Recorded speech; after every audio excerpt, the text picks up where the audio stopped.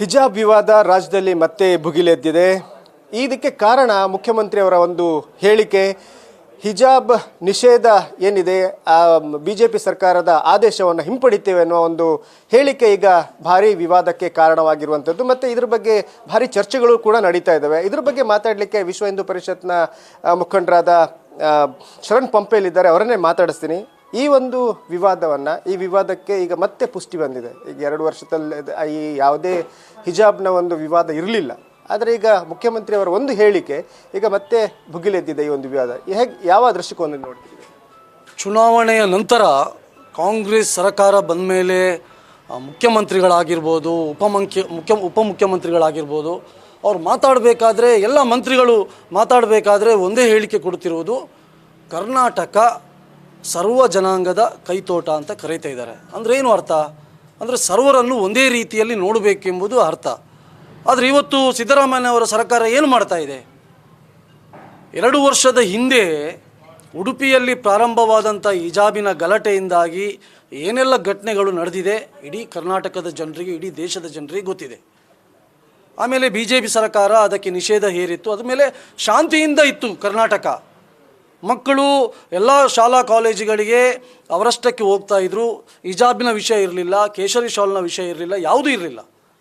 ಆದರೆ ಇವತ್ತು ಹಿಜಾಬನ್ನು ನಾವು ವಾಪಸ್ ಪಡೆಯುತ್ತೀವಿ ಎಂಬಂಥ ಹೇಳಿಕೆಯನ್ನು ಕೊಟ್ಟು ಇವತ್ತು ಸಿದ್ದರಾಮಯ್ಯನವರು ವಿದ್ಯಾರ್ಥಿಗಳಲ್ಲಿ ಮತಾಂಧತೆಯ ಮಾನಸಿಕತೆಯನ್ನು ಸೃಷ್ಟಿ ಮಾಡಲಿಕ್ಕೆ ಇವತ್ತು ಪ್ರಯತ್ನವನ್ನು ಪಡ್ತಾ ಇದ್ದಾರೆ. ಹಾಗಾಗಿ ಇದಕ್ಕೆ ನಮ್ಮದು ಬಲವಾದಂಥ ವಿರೋಧವಿದೆ. ಪರೀಕ್ಷೆಗಳು ಇವತ್ತು ಹತ್ತಿರ ಬರ್ತಾ ಇದೆ. ಪರೀಕ್ಷೆಗಳಿಗೆ ಮಕ್ಕಳು ತಯಾರಾಗಬೇಕು. ಇಂಥ ಸಂದರ್ಭದಲ್ಲಿ ಹಿಜಾಬಿನ ವಿಷಯವನ್ನು ಸಿದ್ದರಾಮಯ್ಯನವರು ತೆಗೆದಿದ್ದಾರೆ. ಹೀಗಾಗಿ ಇವತ್ತು ವಿದ್ಯಾರ್ಥಿಗಳ ನಡುವೆ ಸಂಘರ್ಷಗಳು ನಡೆಯಲಿಕ್ಕಿದೆ. ಇದಕ್ಕೆ ನೇರವಾದಂಥ ಕಾರಣ ರಾಜ್ಯ ಸರ್ಕಾರ ಆಗುತ್ತೆ. ಒಂದು ವೇಳೆ ಇವರೇನಾದರೂ ಹಿಜಾಬಿನ ನಿಷೇಧವನ್ನು ರದ್ದು ಮಾಡಿದರೆ ಕರ್ನಾಟಕದ ಶಾಲಾ ಕಾಲೇಜುಗಳೆಲ್ಲವೂ ಕೇಸರಿಮಯವಾಗಲಿದೆ. ಈಗ ಈ ವಿವಾದ ಆರಂಭವಾದಾಗ ಉಡುಪಿ ಒಂದು ಬಾಲಕಿಯರ ಕಾಲೇಜಿನಲ್ಲಿ ಆರಂಭವಾಗಿತ್ತು. ಇದರ ಹಿಂದೆ PFI ಮತ್ತು CFI ಇತ್ತು, ಅದಕ್ಕೆ ಪುಷ್ಟಿ ಕೊಟ್ಟದ್ದು ಅವರು ಅಂತ ಒಂದು ಆರೋಪ ಕೂಡ ಇದೆ. ಈಗ ಕಾಂಗ್ರೆಸ್ ಮತ್ತೆ ಈ ಒಂದು ವಿಚಾರವನ್ನು ಮೇಲಕ್ಕೆ ತಂದಿರುವಂಥದ್ದು, ಇದನ್ನು ಯಾವ ರೀತಿ ನೋಡ್ತೀವಿ? ನೋಡಿ, ಒಂದೇದಾಗಿ ಉಡುಪಿಯಲ್ಲಿ ಹಿಜಾಬಿನ ಘಟನೆ ಪ್ರಾರಂಭ ಆಗಿತ್ತು. ಆದರೂ ಎಷ್ಟೋ ಮುಸಲ್ಮಾನ್ ವಿದ್ಯಾರ್ಥಿನಿಯರಿಗೆ ಇದು ಇಷ್ಟ ಇರಲಿಲ್ಲ. ಅವರು ಸಹಜವಾಗಿ ಶಾಲೆಗೆ ಬರ್ತಾಯಿದ್ರು, ಕಾಲೇಜಿಗೆ ಬರ್ತಾಯಿದ್ರು, ಬುರ್ಕ ಹಾಕತೆ ಬರ್ತಾಯಿದ್ರು, ಶಿಕ್ಷಣವನ್ನು ಪಡೀತಾ ಇದ್ದರು.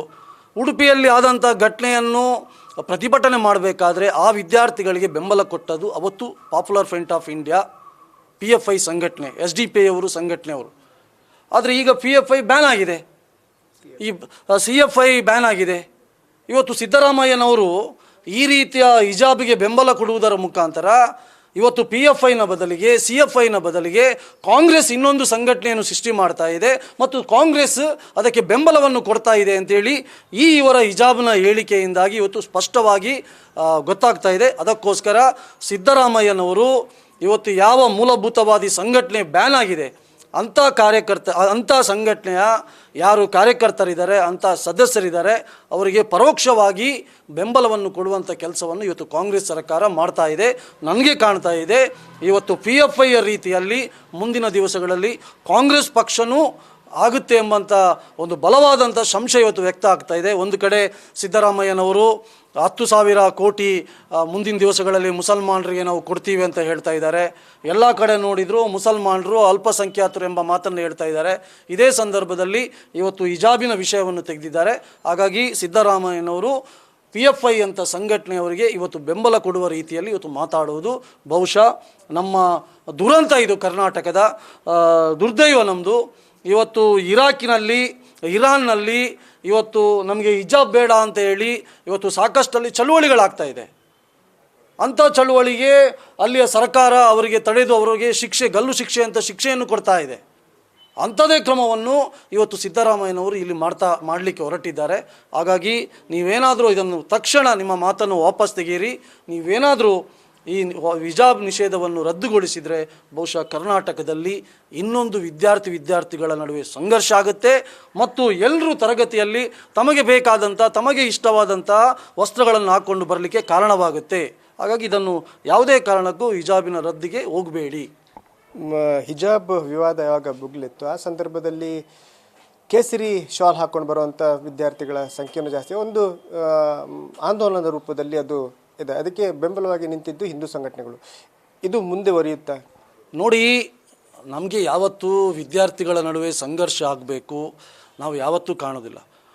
ಉದಾಹರಣೆಗೆ ನಾನು ಹೇಳಬೇಕಾದ್ರೆ, ಕಳೆದ ವರ್ಷ ಈ ಸಂಘರ್ಷದ ನಡುವೆ ಮಾನ್ಯ ಇವತ್ತಿನ ಸಭಾಪತಿಯಾದಂಥ UT ಖಾದರ್ ಅವರು ಒಂದು ಮಾತನ್ನು ಹೇಳಿದರು, ನೀವು ಇದರ ಬಗ್ಗೆ ತಲೆ ಕೆಡಿಸ್ಕೊಳ್ಬೇಡಿ, ಶಿಕ್ಷಣದ ಬಗ್ಗೆ ಯೋಚನೆ ಮಾಡಿ ಅಂತೇಳಿ.